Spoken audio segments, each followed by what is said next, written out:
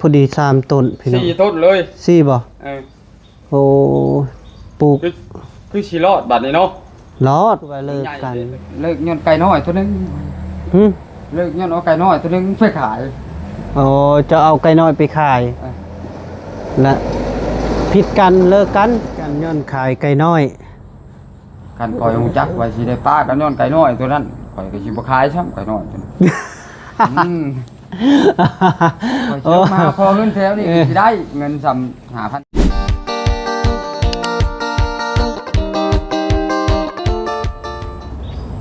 คือเอาไปหน่อยเนาะพอดีเบาแก้วขึ้นมาหาไอหงเด้อพี่น้องเด้อมันนี่กะบ่โทษทางก็ได้พอดีเบาแก้วหักก็มาฮอดเถื่อนไอหงพี่น้องเอ้ยเนาะโอ้ยฝนหักกระเซาตกกี่นี่พี่น้องเอ้ยโพดโพตกก็ตกเอลีรอพี่น้องเอ้ยเนาะพอดีนัดกับไอหงว่าบ่ายโมงสิขึ้นมาหาเด้อว่าเบาแก้วก็สิขึ้นมาเบิ่งขันเบ็ดแน่พี่น้องเอ้ยเนาะขันเบ็ดปลาเพราะว่าเบาแก้วให้ไอ้หงเพิ่นเล่าให้พี่น้องเอ้ยเนาะพี่น้องเอ้ยเนาะก่อนอื่นก็สบายดีครับทักทายสบายดีเด้อพ่อแม่พี่น้อง FC เบอร์สุขุสุขคนบ่ว่าอยู่ในหรืออยู่ต่างประเทศก็ยินดีต้อนรับเข้าสู่ช่องพ่อบ้านปลาสะพานบุญเด้อพี่น้องเด้อพอดีตอนนี้ก็อยู่บ้านไอหงพี่น้องเอ้ยเนาะเฮือนซานไอหงพี่น้องเอ้ยผู้คำอยู่ โดนแหละบ่ได้ไปขึ้นมาหาเพิ่นพี่น้องเอ้ยเนาะนับแต่เอาน้องสีฟ้าไปกวดมื้อนั้นแหละพี่น้องเอ้ยแล้วก็พอดีมื้อนี้ขึ้นมาหาเพิ่นเพราะว่านัดเพิ่นมาก่อนพี่น้องเอ้ยเนาะสบายดีสิไปไสน่ะสิขึ้นหาน้องไฟฟ้าขึ้นหาน้องไฟฟ้าบ่สิขี่รถทีบนี่บ่ขึ้นไปอ้าวเป็นยังนี่คือชลงงิงๆล่ะนี่น็อตตัวนี้เด้มรุดนี่โอ้น็อตรุดนะเจ้าคือบ่เอาโทรบิดบ่มีโทรบิดซั่นนี่นะลกมากเลยสิแปลงมันอ๋อโดยจักนะเพิ่นเอาขี่ไปขายหอยมื้อนั้นน่ะกับไปชกหมู่เพิ่นน้องบุญทวีไปชกหมู่เลยปะนำเพิ่นเลยอ๋อมาค่ำเลยเด้ก็เห็นอยู่ก็ขึ้นมาเมื่อวานนี้เห็นนั่นรถบัดอยู่เฮือนน้องสีฟ้าพุ่นรถจักฮะแม่นนี่ขี่ไปชกหมู่เพิ่นละปะบ่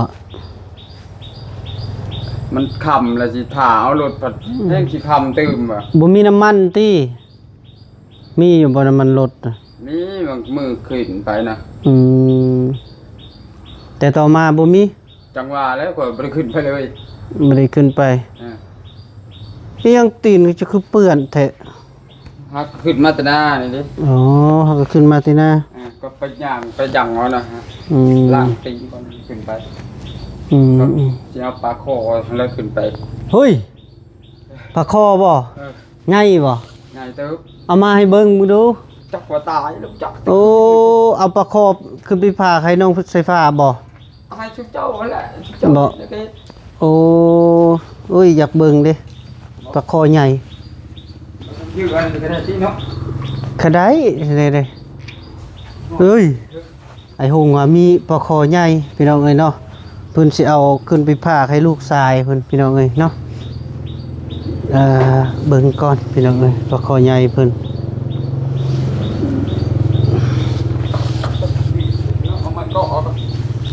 จกโอ้ตัวปลาคอจกไว้นั่นเลยเพิ่นว่ามีปลาคอพี่น้องอยากเบิ่งไงสำใดวะปลาคอเพิ่นเฮ้ยถังไว้บ่ปลาคอต้นมันย่อมอะไรชื่อว่าปลูกให้น้องใส่ผ้านะใส่ไปเอาไปเบิ่งมาดูมีฮอดต้นมักยุ่มแล้วบัดนี้หาถอกได้แหละสิขึ้นไปปลูกพุ่นบ่ขึ้นไปปลูกให้เพิ่นโอ้พอดี3ต้นพี่น้อง4ต้นเลย4บ่โอ้ปลูกคือสิรอดบัดนี้เนาะรอดมันใหญ่เด้ตัวนี้มันมีหากเด้ ตัวก่อนนะมันน้อยอันนั้นนะก่อนจะบ่รอดนะ อืม บาดนี้มันใหญ่ตัวนี้คือสิรอดอยู่บัด โดยรอดอยู่แล้วเนี่ยมันมีหากเด้เจ้าสิขึ้นสิขี่รถทีบขึ้นไปบ่ บ่ขึ้นรถน้ำเจ้าแล้ว เอ้าคือพ่นสิตกแล้วบัดนี้พี่น้องเอ้ยเนาะข่อยยังมาเบิ่งคันเบ็ดทัน คันเบ็ดนี่เราอยู่แตะหน้าบ่ได้ แต่หน้าบ่ หน้าบ่ได้นั่งหยักแล้วเดี๋ยวขึ้นมาให้ โอ้ถักแน่ได้เบิ่งเบาแก้วเอาอันหมากเบ็ดให้พ่อน้องสิฟ้า ปล่อยเอาไปหยักให้แล้วแต่ก็โทรบอก พี่น้องเอ้ยนะนี่กับสาย เอาเบ็ดเอาไทยเอาเต้าอยู่ตัวหนึงยักเอาตองไล่ปวกเอา นี่ บ่ต้องปวกครบนะ มีกระตองบ่ มีกระตองเอากระตองไล่ปวกเอา อืม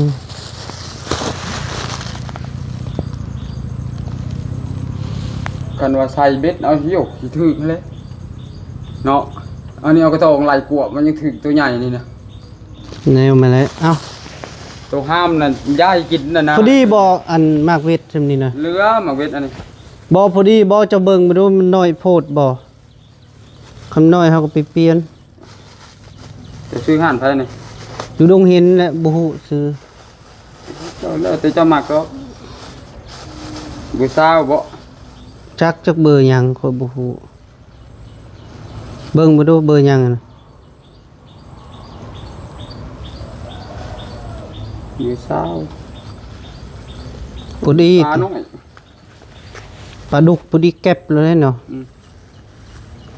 ปลาคอก็อยู่นะตัวใหญ่ก็ กินหมากน้อยว่ะ น้อยอีหลีบ่ คันว่าผู้เฒ่า เยอะสิงมมันเฉียดขี้เกลือน โอ้ยคนเป็นยังหนุ่มเนาะเฮ้ย งมเฉียดขี้เกลือนโลดอันนี้ อืม นับขึ้นแต่ปลารถแล้ว กินเบิดบ่ เที่ยวยามลูกแล้ว งูเหลื่อมก็ทึกอยู่แล้วเนาะ ยามบ่รู้นี่ถือว่าลูก โอ้ยเจ้าได้ปลาคอใส่เนาะพอดี ต้ แล้ อ ว งไล่กวบเอา อืมให้น้องใส่ฟ้าต้มกินแมลง กับจะขึ้นไปปลูกให้เพิ่น อืมปลูก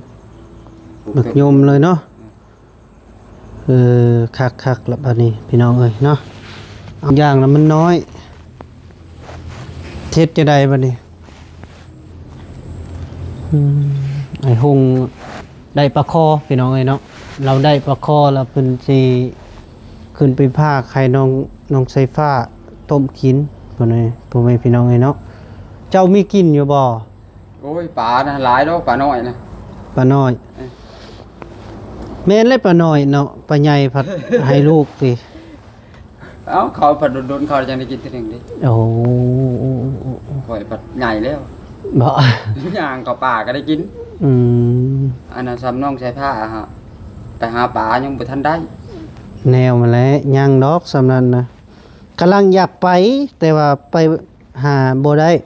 เมื่อวานนี้ก็ไปหาเห็ดได้ ได้บ่ ได้อะไรเห็ดดิน ได้หลายเติบ หาเห็ดดินเห็ดเห็ดไข่เจ้ากินข้าวแล้วบ่ไอ้โหง กินแล้ว ได้ยังกิน กินมาแตหน้าปิ้งปลาขาว อืมสบายดีเด้อฟังพี่น้องเด้อพอดีปลาคออยู่ในถังพี่น้องไอ้เนาะแต่เบาแก้วบกล้าทายอ่ายานมันพิษพี่น้องเอ้ยเนาะยานมันพิษกว่าซุ่มซนตัวพิษลิขสิทธิ์อีหยังนี่แหละปลาคออย่างค่อยบ่อยากมีอีกอะนะคือซองเก่าพี่น้องเอ้ยเนาะแต่ปลาคอก็ใหญ่ประมาณแคนนี่แหละทำแคนเบาแก้วนั่นแหละแคนเพิ่นเองพี่น้อง เอาต เนาะ องให้กวบ เพิ่นเอากระตองไล่กวบเพิ่นว่าก็ใหญ่เติบเพิ่นสิเอาปลาคอนะคุณไปพาไข่นอกสีฟ้าพี่น้องเนาะเพิ่นก็ให้ทางเบาแก้วแน่แล้วก็เบาแก้วก็ยาละให้น้องๆเพิ่นกินถ้าพี่น้องเอ้ยเนาะเพราะว่าเบาแก้วก็เคยกินแล้วให้น้องเพิ่นแล้วแต่น้องเพิ่นแหละเพิ่นอยากปิ้งบ่อยากอิหยังก็แล้วแต่เนาะ อันนี้นั่น อืม ต้นอันนี้นั่นเอาเมื่อปลูกเพื่อนจะค่อมแต่เพื่อนน้องใช้ผ้าเนี่ยมันหลายโพด โอ้ ในช่องกกมันก็ได้เรือแล้ว เอ้าคือแบ่งกันบัดนี้ บ่มันงำกันนะคือมันขึ้นในจักเบิ่งนี่น่ะ งามมีหยังเฮาก็ปลูกออมเลย ปลาตัวอ้อมเฮ็ดได้มันหลายต้นโพดกินบ่ไหว บ่หลายโอ้ยไปสิกินเนาะมันอยู่ห่มเฮ็ดนี่มันห่มไปสิ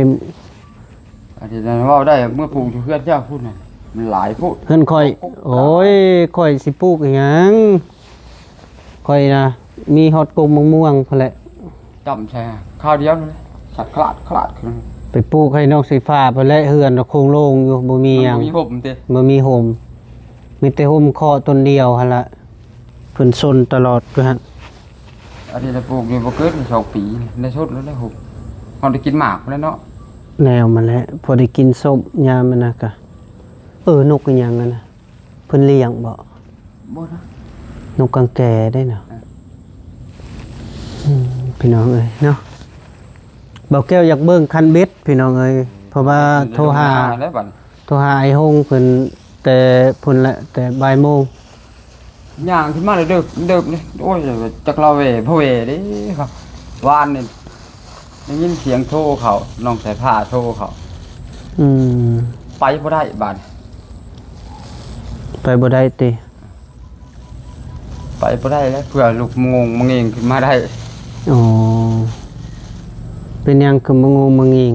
ฟังเพลงไปฟังมาแล้วก็โยหงายตึมแล้วบัด อ๋อง่ายตึมติ ชื่อแล้วบาดไปบ่ได้เลย น่ะอืม คันเบ็ดเด้อแห้งแต่มงจะละงงงิงลูกเอาหน้ามาพุกไปเอาไปเล่าคันเบ็ดให้ไปเล่าคันเบ็ดให้แก้วเฮาว่าโอ้ อืม คันเบ็ดแล้วเพื่อมันสิลุกได้เหรอ บ่ ตะโกนตะเกงลุกได้ คันเมื่อยก็บ่ มันบ่มึงไงพังเพลงพังไปพังมาแล้วก็ยกเพลงต่ำแล้วบาดนี่หน้าเว้ยเพลงต่ำแล้วได้ นั่นได้เพลงนี่ได้คือต่ำ โอ้ยบอกอย่าเปิด มันต่ำใจติโอ้ยมันเกี่ยวกับเพลงจินตลาติ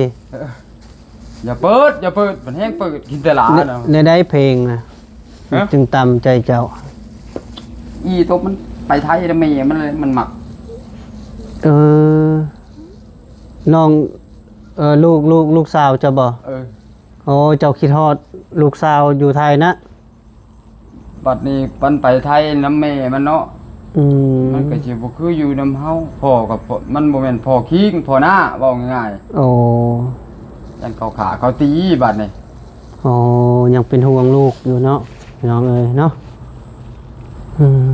ข้าวบกครับ น้องผ้าเนี่ยใครแน่เพิ่นอยู่บ้าน คือเฮ็ดยังไงเพิ่นบ่ได้ดอกบัดนี้ เลย อยู่กับนายเพิ่น อืม กันว่าแบบนี้ก็ดีใจแล้วน้องบี้กับบ่าวแก้วมาแบบนี้เพิ่นก็ได้กินเต็มอิ่มแล้ว อืม เพิ่นก็บ่ได้หอดได้หิวอ่ะ เล งาย กินข้าวแล้วบ่กินแล้วแต่ละเทื่อกินข้าวแล้วนอนเด้อก็ใครแน่อันนี้นะ อืม ยังเหลือแต่ชุ่มไปไทยว่าท้องเดือนเก้าว่าสิมาว่า อืมคันสมมุติอันเพิ่นมาติดไทยแล้วเจ้าก็สิขึ้นไปเยี่ยมบ่ ก็ย่าแล้วเพิ่นมาแล้วก็แม่เพิ่นมาแล้วก็ป้า อืม ขึ้นไปจังหน่อยเขาเชื่อว่าอันนั้นได้นั่นได้นี่นะเราบ่จะขึ้น อ๋อโอเคกะยากอีกครั้งก็มีติดโทรบอกน้องไฟฟ้าหันพาน้องมาลิ้นอยู่เฮือนนี่ก็ได้หลังจากลิ้นแล้วก็พากันเมื่อ เจ้ามีหยังอันหาปูหาปลาต้อนให้ลูกเมื่อกินก็สิเป็นหยังคันเจ้าบ่ขึ้นไปก็ฉันแม่เพิ่นมาค่อยย่านนี่ต้องเพิ่นบ่มาน่ะเบิ่งยามใดก็มีเดือนนี้เดือนนั้นอยู่บ่เห็นหน้า จ้คิดว่าสิบ่มาแมันบ่ จะบ่ได้คิดปานนั้นดอก แต่ว่าแบบว่ากะเอาอะนะ เออ เพราะว่าค่อยขึ้นไปพุ่นก็ปีกลัวเด้ เออ มีแต่เดือนหน้าเด้อเดือนหน้านี่ บ่เห็นมาจักเทื่อ แม่นข้อยก็บ่เคยเห็นหน้าเพิ่นแล้วตาแม่ คันว่าน้องบี้นี่คือสิเห็นหน้าเพิ่น น้องบี้ก็ยัง ยังบ่เห็นบ่ ค่อยแห่งขึ้นก่อนน้องบี้แล้ว ยังบ่เห็นน้องบี้แห่งน้ำลังก่อย เออ เฮ้ยพี่น้องเอ้ยเนาะเว่าไปเว่ามาผัดเป็นว่าพังเพลงศิลาไปกินฮอดลูกสาวพบาทนี่ขอย่านกินฮอดแม่มันหลายกลัวาบ่จัก แม่มันยังบ่คิดฮอดปานใดแม่ อืม เศร้าแล้ว เจ้าละแต่เก้านับแต่เจ้าเลิกกัน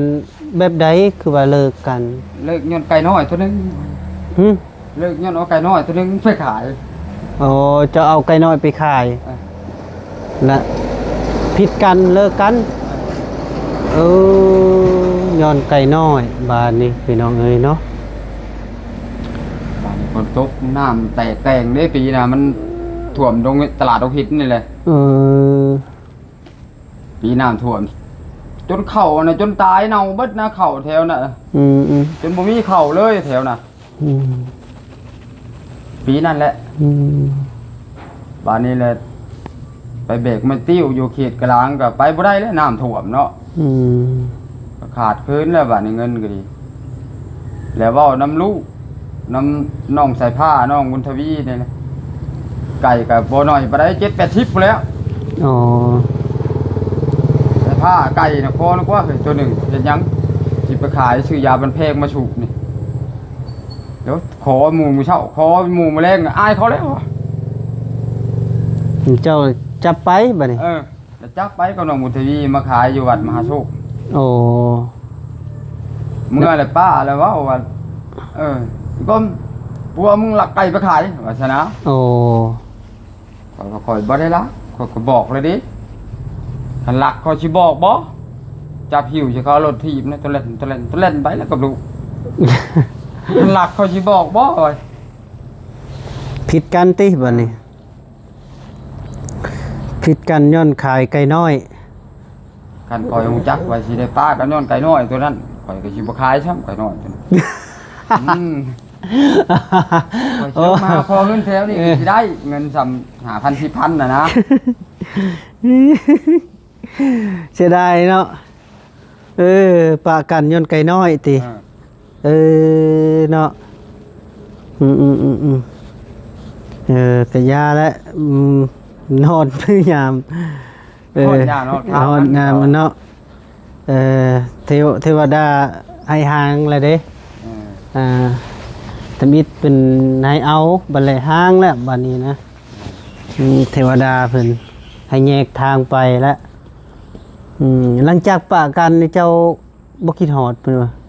ก็เพราะว่าบ่คิดฮอดแต่เก่านะแต่เพิ่นถ้าได้เอาผัวน่ะคิดฮอดอยู่บัดนี้เพิ่นเอาผัวแล้วก็ห่างเหินไปแล้วบัดนี้เนาะ เออ เอาก็บ่ได้ผัวพันเด้บัดนี้บ่ได้ขึ้นใกล้ลูกใกล้เต้าอะนะ บ่จักปีอันหลังจากปะกันกับเจ้าก่อนเราสิเอาผัวนะ ได้ปีปลาย ปีปลาย ปี 4-5 เดือนนี่แหละ แต่วิทย์นั่นแหละรถไทยแหละแล่นบัดนี้เขาแก่ไม่บุดนี่ดิ บีบแกฉันก็เป๊กแล้วหยอกลูกนะอีละเอาบ่พอไทยถามชามาแล้วบัดนี้เช้าที่แล้วว่าเฮ้ยว่าป้ากันซะกับหมอนี่ไปหาเอาผัวคนไทยมันจะมีความสุข เอา ก็ว่าหมู่ว่าหยอกพังไปหยกมันบ่แม่นหยอกเด้นี่ว่ะเอาวลีเด้นี่ว่ะทั้งนี้ที โอ้ มันเป็นนำคนเองว่าง่ายซะ อ๋อ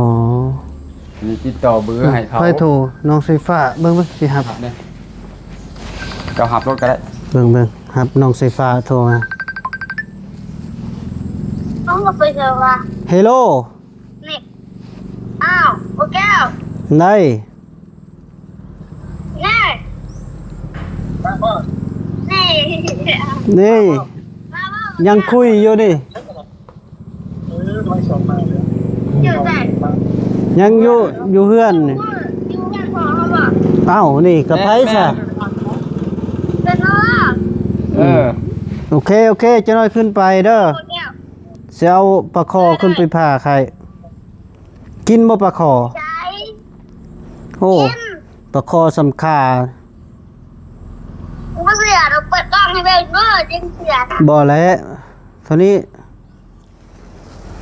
พี่น้องเอ้ยเนาะผ โหมีไอสายลมเพิ่นขึ้นอันไปหาน้องไฟฟ้าอีกแล้วพี่น้องเอ้ยเนาะเพราะว่าเพิ่นก็คมกิโลคิดถึงคนเป็นห่วงพี่น้องเอ้ยเนาะแล้วก็ขึ้นไปเยี่ยมยามอีกเนาะแล้วก็เบาแก้วก็ยังคุยกับพอน้องไฟฟ้าสะก้อนพี่น้องเอ้ยเนาะก็มีแต่จะน้อยก็สิกะเกียมขึ้นไปหั่นล่ะพี่น้องเอ้ยเนาะพอน้องไฟฟ้าก็ยังสิขึ้นเอาต้นบางยุ่มขึ้นไปปลูกพี่น้องเอ้ยเนาะก็ไปเจอกันอยู่พุ่นอีกแหละพี่น้องเอ้ยเนาะคลิปต่อไปพี่น้องเอ้ยแล้วก็สิเอาปลาคอขึ้นไปพาก